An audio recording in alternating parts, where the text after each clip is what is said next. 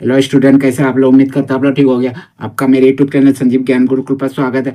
आज मैं आपको क्लास 9 का गणित में पृष्ठ छेद आयतन चैप्टर का प्रश्न नंबर 11.4 का प्रश्न 10 सॉल्व करके समझाऊंगा, ठीक है। और यदि आप वीडियो को पसंद आए तो प्लीज मेरे वीडियो को लाइक शेयर कर दीजिएगा। और यदि आप वीडियो पर नए हैं तो सब्सक्राइब बटन प्रेस कर बेल आइकन प्रेस कर ऑल पर क्लिक कर दीजिएगा, ताकि हमारे यहाँ पहले आने वाली वीडियो को नोटिफिकेशन आपको समय समय पर मिलती रहे, ठीक है। प्रश्न 10 सॉल्व करने से पहले मैं आपको एक बात कह दूं कि इस वीडियो का पूरा अंत देखिएगा, बीच में कभी स्किप मत कीजिएगा, नहीं तो आपको वीडियो में प्रश्न काल अच्छी प्रकार से समझ में नहीं आएगा, ठीक है। तो देखिए प्रश्न 10 क्या कह रहा है। दवाई का एक कैप्सूल 3.5 मिलीमीटर व्यास का एक गोली है। इस कैप्सूल को भरने के लिए कितनी दवाई मिलीमीटर क्यूब में की आवश्यकता होगी, ठीक है। तो देखिए आपको बोला गया दवाई का एक कैप्सूल है, उसका आपका व्यास दे दिएगा 3.5 मिलीमीटर, ठीक है, और एक गोला का आकार का है, ठीक है। अब बोला गया इस कैप्सूल को क्या करना है, दवाई से आपको भरना है, ठीक है।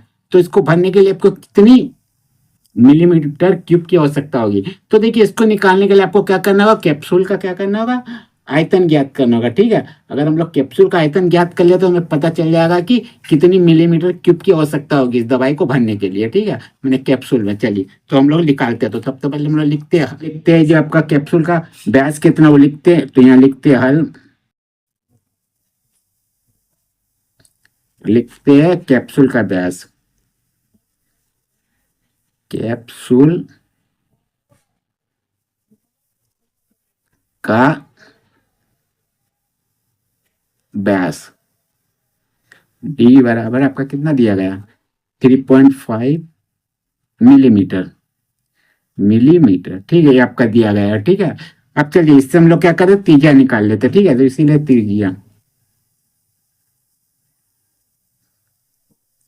त्रिज्या को हम लोग 8 से सूचित करते हैं। लिखिए त्रिज्या निकालने का करेंगे, आपका व्यास को 2 से भाग दे देंगे, ठीक है, यानी 3.5/2 मिलीमीटर, इतने लिख लीजिए, ठीक है। इसको काटिए मत, क्योंकि आपको जब आयतन निकालिएगा तो वहां दिक्कत नहीं होगा, ठीक है आपको। चलिए इतना हो गया। आप क्या करेंगे, कैप्सूल को भरने के लिए कितनी दवाई की मात्रा चाहिए, तो लिखिएगा इस कैप्सूल को भरने के लिए आवश्यक दवाई की मात्रा बराबर, इसीलिए लिखिएगा कैप्सूल कैप्सूल को भरने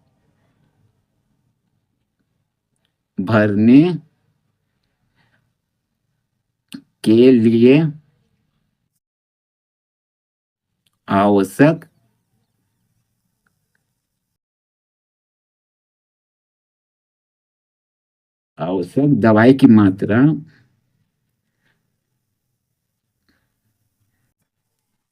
आवश्यक दवाई की मात्रा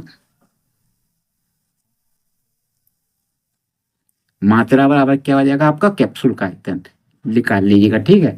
बस कैप्सूल का आयतन आपको पता चल जाएगा, ठीक है। का आयतन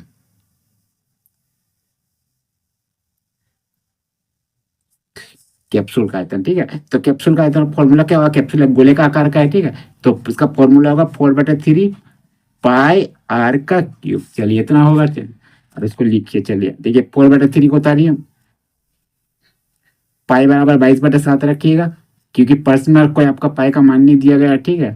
और आर क्यूब बराबर देखिए 3.5/2 है, इसको 3 बार लिख दीजिए, ठीक है। 3.5/2 गुना 3.5/2 गुना 3.5/2, बस हो गया। अब इसको कैलकुलेट करिए। चलिए कैलकुलेट करता देखिए, 2 से 2 दूनी 4, फिर ये 2 से ये 2 कट गया, ठीक है।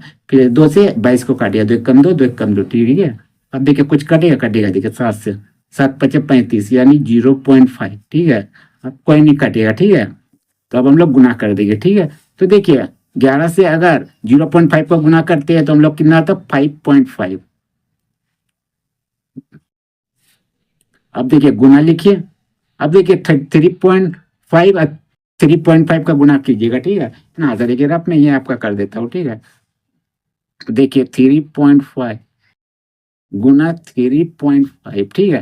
तो देखिए 5×25 का 5 आने बच्चा 2, 5×3 = 15, 2 17, 3×5 = 15, 5 आने बच्चा 1, 3×3 = 9 और 1 10, 5 7 5 12 का 2 बच्चा 1, 1 और 1 2 और 1 का 1, ठीक है। पॉइंट कितना संख्या पास, एक संख्या नीचे ऊपर एक संख्या, मैंने 2 संख्या पहले लगा दिया, 12.25, इससे गुना कर दीजिए आपका कि ना, पहले लिख देते, ठीक है। 12.25, ठीक है। और बट्टे नीचे आपका 3 था, देखिए इस 3 को उतार दिया, ठीक है। अब देखिए इसका गुना कर दिया कितना, 5.5 से। तो 5 5 25, 5 2 5 10 2 12 का 2 में चाहिए, 5 10 और 11 का 1 हाथ में चाहिए, 5 1 5 और 6, ठीक। चलिए अब फिर वही आ जाएगा आपका 5 2 1 और 6, ठीक है। चलिए 5 5 2 7, ठीक है। 2 और 1 3, 6 और 1 7 और 6 का 6, ठीक है।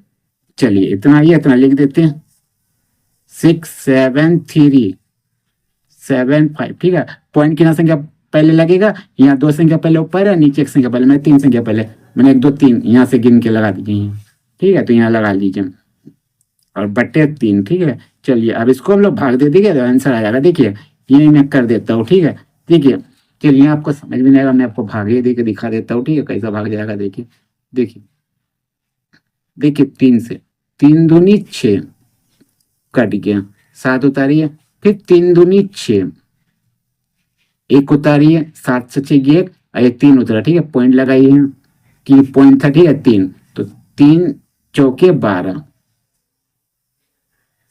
तो यहाँ 1 बचा, 2 में 3 में 2 गया, कट गया, ठीक है। और यहाँ 7 उतारिए, 3 5 15, 7 5 गया 2 और ये आपका कट गया, और ये 5 उतारिए, ठीक है। 3 और 24, 2 5 24 1, तो आपका कितना आया, ठीक है। तो आप यहाँ लिख सकते हो, अर्थ तो नहीं जाएगा क्योंकि पॉइंट आ जाएगा, ठीक है। 1 आया है बोल के, तो आप लिख दीजिए यहाँ कितना आया आपका 22.458 458, तो आप इसका अप्रोक्स कर सकते हो, ठीक है। तो अप्रोक्स कर लीजिए, तो अप्रोक्स करेंगे तो आपका कितना आएगा 224, पॉइंट के बाद 2 संख्या लेते हैं तो 4 यहाँ लिखिए, और देखिए 5 का बाद आपका क्या है 8 है, मतलब 8 आपका 5 से बड़ा संख्या है, यानी आप 5 में 1 जोड़ दिए 6 आ जाएगा, ठीक है। इतना आपका क्या सेंटीमीटर में, मिलीमीटर में सवाल था, मिलीमीटर लिख दीजिए, और आयतन आप लिख रहे हो, ठीक है।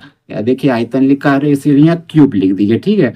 तो बस यही आपका फाइनली आंसर होगा, ठीक है। आपको सवाल में मिलीमीटर क्यूब में आपका आंसर निकालना था, ठीक है। तो ये आपका मिलीमीटर क्यूब हो गया, ठीक है। तो फाइनली आंसर हो गया 22.4 से, ठीक है। यही हो गया आपको कैप्सूल में भरने के लिए आवश्यक दवा की मात्रा इतनी होगा, ठीक है। तो उम्मीद करते हैं वीडियो आपको पसंद आया होगा, ठीक है। यदि आपको मेरे वीडियो पसंद आए तो प्लीज मेरे वीडियो को लाइक से सब्सक्राइब कर दीजिएगा, और यदि आपको वीडियो समझने में कोई कष्ट हो तो मेरे कमेंट कर सकते हैं, और यदि आपने इससे पिछले वीडियो देखा तो मेरे डिस्क्रिप्शन के प्लेलिस्ट पर जाकर देख सकते हैं, ठीक है। तो फिर मिलते हैं एक नए वीडियो के साथ, धन्यवाद।